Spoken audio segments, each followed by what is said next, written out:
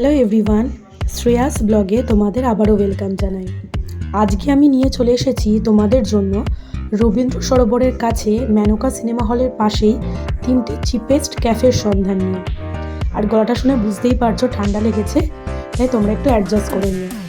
প্রথমেই যেখানে চলে গেছিলাম সেটা হচ্ছে একদম লেকের অপোজিটে মেনকা সিনেমা হলের পাশে দ্য ওক দিস ওয়েতে।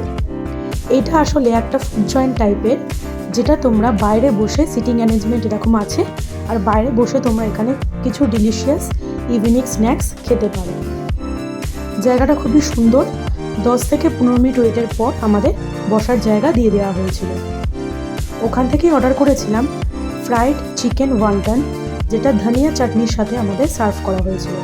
আর লাস্টে নিয়েছিলাম ফিশ অ্যান্ড চিপস, আর সেটা ফ্রেঞ্চ ফ্রাইয়ের সাথে আমাদের সার্ভ করা হয়েছিল। খেতে ছিল খুবই ভালো। তাহলে তোমরা অবশ্যই মেনকাতে সিনেমা দেখে এখান থেকে একবার খাবারটা ট্রাই করে দেখতেই পারো।